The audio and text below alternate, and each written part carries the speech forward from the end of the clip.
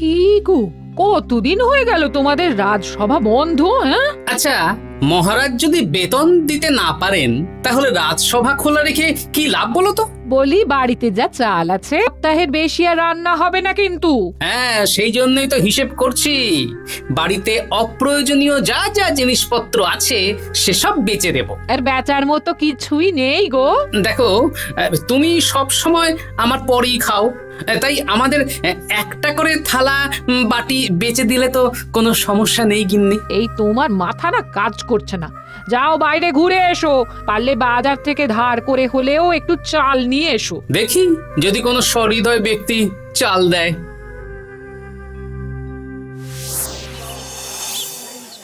না গোপাল দাদা, বাজারের অবস্থা খুব খারাপ, আর আমি ধারে বিক্রি করছি না। আহা, আরে আমি কোনোদিন তোমার একানাও বাকি রেখেছি বলো? আমি বুঝতে পারছি গোপাল দাদা, কিন্তু আমিও নিরুপায়। গত মাসের বেতন এখনো পাইনি। মহারাজ অনির্দিষ্ট কালের জন্য রাজসভা বন্ধ রেখেছেন। বিশ্বাস করো, বিশ্বাস করো, বেতন পেলেই তোমার ধার আমি মিটিয়ে দেব। এই সপ্তাহ খানেক আগে একই কথা বলে সেনাপতি ধারে 25 কেজি চাল নিয়ে গেছেন। এখন ওনার কোনোই পাত্তা নেই। কি যে করি, কাছের বন্ধু বলতে বিজ্ঞানী আর সভাকবি। দেখি ওদের বাড়িতে একবার ঢুঁ মেরে।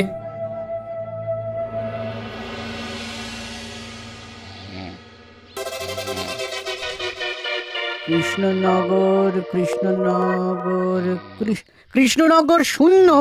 হ্যাঁ, এবারে একটা মোহরও নেই।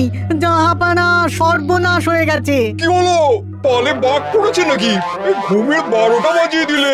জাহাপানা, এবারে কৃষ্ণনগর থেকে একটা মোহরও খাজনা আসেনি। হ্যাঁ, বলো কি? 1 মাস আগে বাৎসরিক খাজনা দেওয়ার শেষ দিন ছিল, কিন্তু এখনো একটা মোহরও খাজনা আসেনি। না জাহাপানা। পড়েছে এই বেগমের জন্য হীরের হার, হীরের কানের দুল, হীরের নাকছাবি বানাতে দিয়েছি। উজির, যা হোক করে কৃষ্ণনগর থেকে আমার খাজনা চাই চাই। তাহলে তো কৃষ্ণচন্দ্রকেই তলব করতে হবে। যা করার করো। বাবা, এই সময় তোমার শখ হয়েছে ময়না পোষা? আরে না না, আমি পুষিনি। একটা পশ্চিমের গ্রামে কদিন আগে ঘুরতে গিয়েছিলাম। আচ্ছা, ওখান থেকে নিয়ে এসেছো? না, তাও আনিনি, ছোলা খেতে দিয়েছিলাম। দেখি তারপর আমার পিছনে পিছনে উড়ে উড়ে চলে এসেছে। বাহ বাহ বাহ, এ তো ভালো কথা। বিয়ে তো করলে না, তাও একটা সঙ্গী জুটেছে। এ যে সে পাখি নয় গোপাল, এ ময়না কথা বলে, দেখবে। এই ময়না, বলো তো গোপাল এসেছে।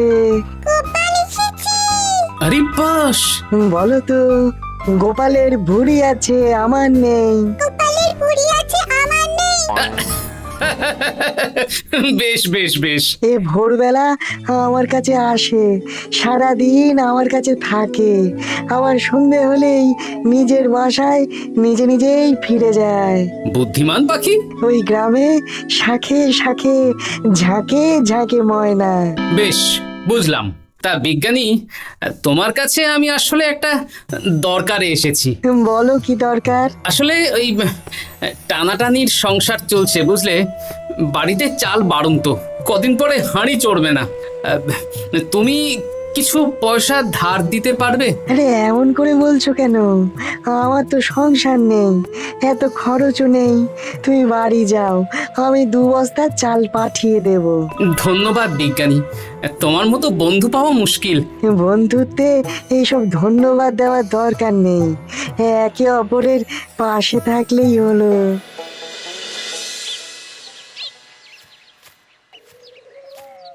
এ কি গো, খালি হাতে ঢুকছো যে? বিজ্ঞানী আমাদের 2 বস্তা চাল পাঠাবে, তাই কিছুটা হলেও চিন্তা কমলো, বুঝলে। ওমা, এই তো সারা বাজার ঘুরে তো ধারে চাল পেলাম না, অগত্যা বিজ্ঞানীর বাড়ি গেলাম। উনি সত্যি তোমার বন্ধু? হ্যাঁ গিন্নি, জানি না কতদিন আমাদের রাজসভার সমস্যাটা চলবে। দেখি অন্য কোনো কাজে লাগতে হবে, বুঝলে। এই দেখো দেখো, যা করার তাড়াতাড়ি করো, এভাবে তো আর চলতে পারে না গো। কি নবাব বাহাদুর আমাকে ডাকছেন? হ্যাঁ, জাহাপনা আপনার উপরে রেগে আছেন।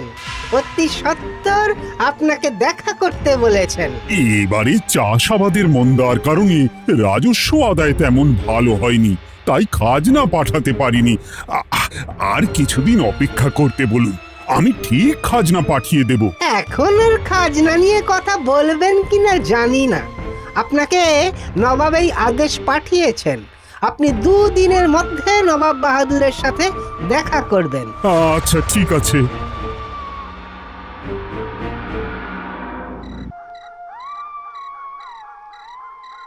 মহারাজ, এই বিপদের সময়ে আপনাকে একমাত্র একজনই সাহায্য করতে পারে, আর সে হলো গোপাল। আমি কোন মুখে গোপালকে ডাকবো বলো তো রানী? দীর্ঘদিন ওদের বেতন দিতে পারছি না।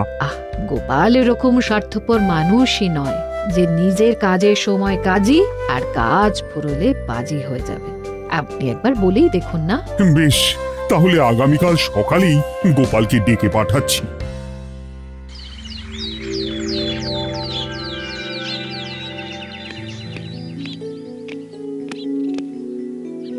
আসতে পারি মহারাজ? হ্যাঁ গোপাল, এসো এসো। মহারাজ আমাকে হঠাৎ ডেকে পাঠালেন যে? শোনো, নবাব বাহাদুর বলেছেন ওখানে যেতে হবে, কারণ এবারে কৃষ্ণনগর থেকে কোনো খাজনা পৌঁছয়নি। মহারাজ, আপনি গেলেও বিপদ, না গেলেও বিপদ। হ্যাঁ, সেটাই তো আমাকে সবচেয়ে বেশি ভাবাচ্ছে, কিন্তু না গেলেই যে নয়। তাহলে এক কাজ করি মহারাজ, আমিও বরং আপনার সাথে যাই। যা বিপদ আসবে একসাথে লড়বো। ও গোপাল, তুমি যেন আমার বুক থেকে পাথর নামিয়ে দিলে। তোমাকে যে কি বলে ধন্যবাদ জানাবো। তাহলে কখন বেরোবেন বলুন? আজকে সন্ধ্যের দিকে বেরিয়ে পড়বো, তাহলে কাল সকাল সকাল মুর্শিদাবাদ পৌঁছে যাব। কতদিন থাকতে হবে তো কিছুই জানি না, তাহলে ওই 3-4টে জামা কাপড় ধুতি নিয়ে নেব, কি বলেন? হ্যাঁ হ্যাঁ, তাই নিও। তাহলে সন্ধ্যাবেলা রাজবাড়িতে এসো, একসাথেই বেরিয়ে পড়বো। আচ্ছা মহারাজ। বলি, তোমার কি মুর্শিদাবাদে না গেলেই নয় গো? আমাকে তো যেতেই হবে গিন্নি। জানি নবাব বাহাদুর কিভাবে ছক করে কল করে, তুমি সাবধানে থেকো গো। দেখো, আমি যখন যাচ্ছি তখন নবাব বাহাদুরকে এবার সাবধানে থাকতে হবে। হ্যাঁ, ঠিক আছে ঠিক আছে, মাথা ঠান্ডা রাখবে, বেশি ওস্তাদি করতে যাবে না। এমনিতেই আমাদের অবস্থা এখন ভালো নয়। আরে তুমি অতিরিক্ত চিন্তা করো না তো গিন্নি।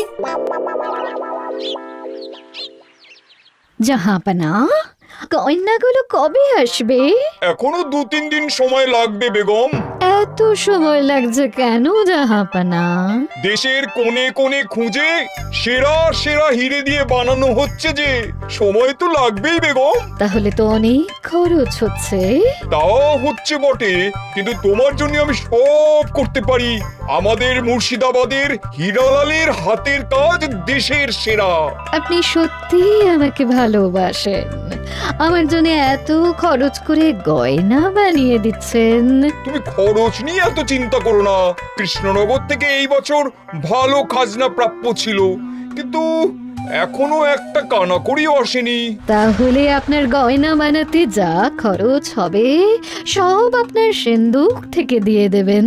না না না, কৃষ্ণনগর থেকেই আদায় করব, ওকে তলব করেছি। আচ্ছা, সহিস, গাড়ি ছাড়ো। যথাজ্ঞা মহারাজ। এই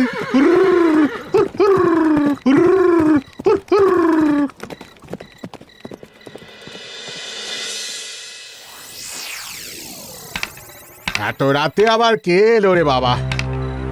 খুলছি খুলছি।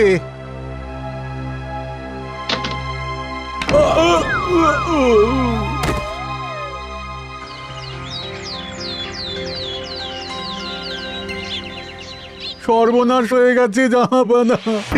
কি হয়েছে হীরালাল? নবাব বাহাদুর, মহারাজ কৃষ্ণচন্দ্র আর গোপাল এসেছেন আপনার সাথে দেখা করতে। ওদের দরবারে আসতে বলো। হ্যাঁ, এবার বলো হীরালাল, কি হয়েছে? এই, তোমার মাথায় পট্টি কেন? জাহাপানা, গত রাতে আমার সর্বস্ব লুট হয়ে গেছে। বলো কি হীরালাল? তোমার কাছেই তো বেগমের হীরের সব গয়নাগাটি বানাতে দিয়েছিলাম। হ্যাঁ জাহাপানা, সব গেছে। আমার মাথায় মেরে সব লুট করে নিয়ে গেছে। এবার আমি কি করব জাহাপানা? বেগম সাহেবা, আপনার গয়না যে হীরালাল শেখরার কাছে জাহাপনা বানাতে দিয়েছিলেন, ওনার সব লুট হয়ে গেছে। মানে? আমি এক্ষুনি নিজের কানে শুনে এলাম, এখন হীরালাল শেখরা এসেছে। আমি এক্ষুনি যাচ্ছি। কি করব জাহাপানা? আমার তো সব শেষ হয়ে গেল। আমি কোনো কথা শুনতে চাই না, আমার ওই হীরের গয়নাগুলো চাই। চাই বললেই তো পেয়ে যাবে না। এখন এই গয়না শুধু নয়, হীরালালের সব সোনা দানা চুরি হয়ে গেছে। সেগুলো খুঁজে পেতে হবে। বিগত কয়েক বছর আমার মুর্শিদাবাদে কোনো চুরি ডাকাতি হয়নি। প্রত্যেকটা গ্রামবাসী সুখে শান্তিতে আছে। বাইরের কোনো শত্রু আসারও সুযোগ নেই। গ্রামের সীমানায় দিন রাত প্রহরী থাকে। যদি এসেও থাকে পালাতে পারবে না। এবারে তাহলে চোরটা কে বুঝবো কি করে? এসব সামান্য চোর ধরার কাজ আমার কাছে নস্যি। জাহাপনা, আপনি যদি কৃষ্ণনগরের এবছরের খাজনা মকুব করে দেন, তাহলে আমি চোর ধরার ক্ষেত্রে সাহায্য করতে পারি। ঠিক আছে কৃষ্ণচন্দ্র, তোমার এই গোপাল যদি চোর ধরে দিতে পারে তাহলে এবছরের খাজনা মুকুব। আগে আমি ওই শেখরার সাথে একান্তে কিছু কথা বলতে চাই। বেশ, প্রহরী প্রহরী, তুমি গোপাল আর শেখরাকে একটা ঘরে নিয়ে যাও। আসুন। এবার আপনি চুরির ঘটনাটা বলুন। চুরি না, ডাকাতি। সে যাই হোক, বলুন বলুন। গতকাল রাতে, তারপর সকালে জ্ঞান ফিরে ঘরে গিয়ে দেখি সব ফাঁকা। আমার ঘরের সাথেই লাগোয়া দোকান। আচ্ছা, দেখুন, আমি আপনার কথা শুনে আর একটু আগের যা আলোচনা শুনলাম, তার থেকে মনে হচ্ছে এই চোর স্থানীয় চোর। কি করে বুঝলেন? কারণ বাইরের চোর হলে তো এত নিখুঁত কাজ করা সম্ভব নয়। চোর নিশ্চয়ই আপনাকে ব্যক্তিগতভাবে চেনে। হ্যাঁ, এবার মশাই আপনি বলুন তো, আপনার কোনো শত্রু আছে? না, শত্রু নেই তেমন। আমার সাথে কারো সম্পর্ক খারাপ নেই। আর আমাদের পাড়ায় সবাই ব্যবসায়ী, সবাই সম্ভ্রান্ত লোকজন। বেশ, তাহলে সব ব্যবসায়ীদেরকেই ডাকতে হবে। আমি নবাব বাহাদুরকে বলে দিচ্ছি, আপনি এখন আসুন। নবাব বাহাদুর, আপনি ওই গ্রামের সকল ব্যবসায়ীদের আপনার মহলে ডাকার ব্যবস্থা করুন। সবাই কিন্তু বেশ সম্ভ্রান্ত ব্যবসায়ী। সে হোক না, ওই গ্রামে তো সবাই ব্যবসায়ী, আর বাইরের কোনো লোক গ্রামে ঢোকেনি বা বাইরেও যায়নি। তাই যদি কেউ চোর থেকে থাকে তাহলে ওই ব্যবসায়ীদের মধ্যেই আছে। বেশ, আমি সবাইকে আমার মহলে নিয়ে আসার ব্যবস্থা করছি। আর একটা ফাঁকা বড় ঘর চাই, যেখানে চোর ধরার পরীক্ষা হবে। আর সেই ঘরে আমাদের কৃষ্ণনগরের ঘোড়া চোর ধরবে। হ্যাঁ, ঘোড়া চোর ধরবে? হ্যাঁ, যে ঘোড়ার গাড়িতে আমরা এসেছি সেই ঘোড়া। যদি চোর না ধরতে পারো তাহলে পুরো খাজনা তো গায়ের জোরে নেব, সাথে সাথে কৃষ্ণনগরটাও কেড়ে নেব।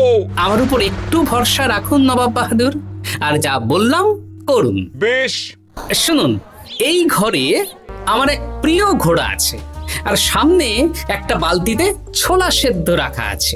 আপনারা সকল ব্যবসায়ীগণ একে একে যাবেন, দরজা ভিতর থেকে বন্ধ করবেন, আর ঘোড়াকে এক মুঠো করে ছোলা খাইয়ে ফিরে আসবেন। তারপর কি বাড়ি চলে যাব? না, সবার ছোলা খাওয়ানো হয়ে গেলে আমি ঘোড়ার কাছে যাব, আর ঘোড়া কানে কানে আমাকে বলে দেবে কে চোর। তাহলে আর দেরি কেন, সবাই একে একে যাও।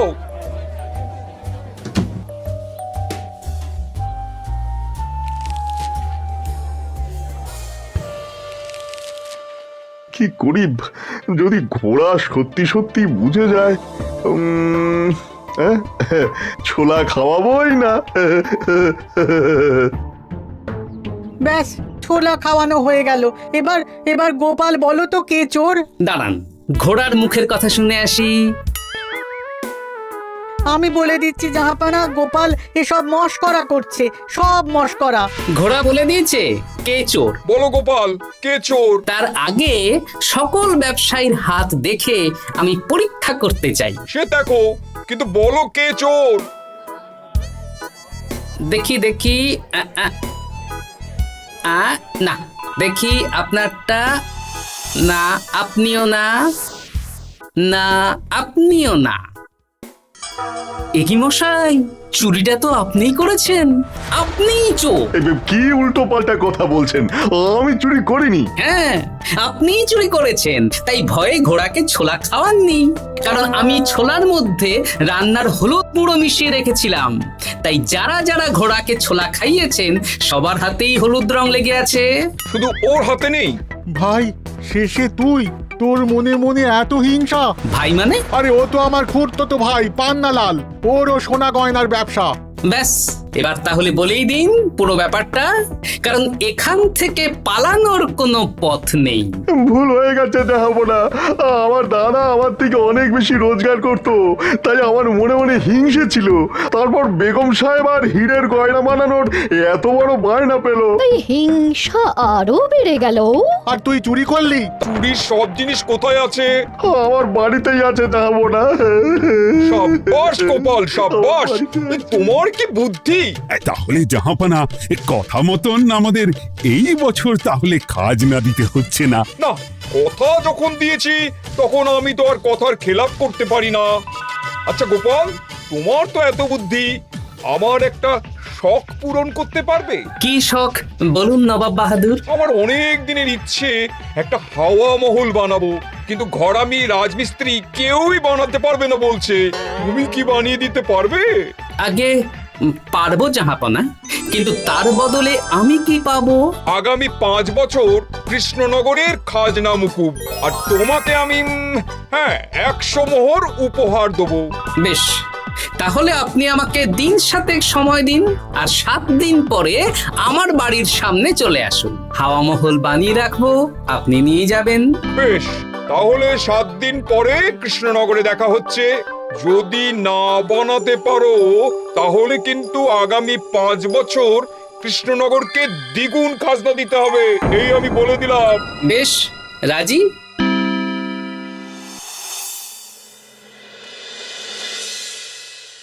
বেশ তো বড় মুখ করে বলে দিলে হাওয়া মহল বানাবে। রাজি রাজি।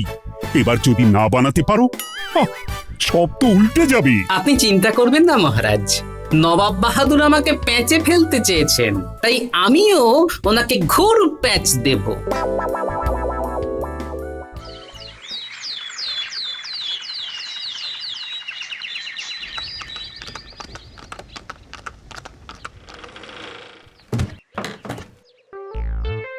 কি গোপাল, আরে কোথায় আমার হাওয়া মহল? 7 দিন হয়ে গেছে তো, তাই মহল দেখতে চলে এলাম। কাজ একদম শেষ পর্যায়ে, চলুন পশ্চিমের মাঠে চলুন। গিন্নি, তুমি মহারাজকে খবর দাও আর বলো পশ্চিমের মাঠে চলে আসতে। আরে তাড়াতাড়ি কর, তাড়াতাড়ি কর। ওই দেখুন, আপনার হাওয়া মহল তৈরি হয়ে গেছে। কই? উপরে দেখুন। ওরে, নবাবের হাওয়া মহল বলে কথা, ইট কথা হয়ে গেছে। এবার রং কর, রং কর। হাওয়া মহল রং করছি তো, এত তাড়া দিস না। আরে তাড়াতাড়ি কর, তাড়াতাড়ি কর। আরে এসব আবার কি? ময়না পাখি হাওয়া মহল তৈরি করছে? হ্যাঁ, হাওয়া মহল তো, তাই হাওয়াতেই তৈরি হচ্ছে। হাওয়া তো আর চোখে দেখা যায় না, আমি তৈরি করিয়ে দিয়েছি। এবার জাহাপানা, আপনি নিয়ে যান। হয়ে গেল, এবারেও গোপাল দাও মেরে দিল। মানে আমি কি করে? সে তো জানি না জাহাপনা, আপনি বলেছিলেন হাওয়া মহল বানিয়ে দিতে হবে, আর আমি আপনার আবদার পূরণ করেছি। এখন আগামী 5 বছর আমরা খাজনা মুক্ত। সাব্বাস গোপাল। ওরে, রংটা ভালো করে কর, ভালো করে কর। নবাবের হাওয়া মহল। গোপাল, তুমি সত্যিই বুদ্ধিমান, তোমার বুদ্ধির জবাব নেই। শোনো, আগামী 5 বছর কৃষ্ণনগরের খাজনা মুকুব, আর এই নাও তোমার 100 মোহর উপহার। এবার বলো, তুমি এই অসম্ভবকে সম্ভব করলে কি করে? আমি বুঝতেই পেরেছিলাম, আপনার মুর্শিদাবাদের চোর ধরার পরে আপনি আমাকে যখন হাওয়া মহল বানাতে বললেন, তখন নিশ্চয়ই কোনো উদ্দেশ্য আছে। কারণ আপনি তো মন থেকে চাননি যে খাজনা না দিয়ে আমরা মুক্তি পাই। তাই গোপাল এই চালটা চাললো। যদিও আমি গোপালকে একটু সাহায্য করেছি। কিরকম সাহায্য? কদিন আগে আমি বিজ্ঞানীর ঘরে গিয়ে দেখি একটা ময়না হুবহু মানুষের মতন কথা বলছে। আর বিজ্ঞানী বলল এরকম অনেক ময়না পাখি আছে। ব্যাস এই এক সপ্তাহ ধরে আমি ময়নাগুলোকে বিভিন্ন বুলি শেখালাম আর ওরা সেগুলোই বলে চলেছে। নয়, হ্যাঁ। ওরে রংটা ভালো করে কর, ভালো করে কর, নবাবের হাওয়া মহল। মহারাজ 100 মোহর আপনি রাখুন। আমাদের সব সভাসদদের এই মোহর থেকেই আপাতত বেতন দিয়ে রাজসভা শুরু করুন। ধন্যবাদ গোপাল, তোমাকে আমার সভাসদ পেয়ে আমরা সবাই ধন্য। আর বিজ্ঞানীকেও।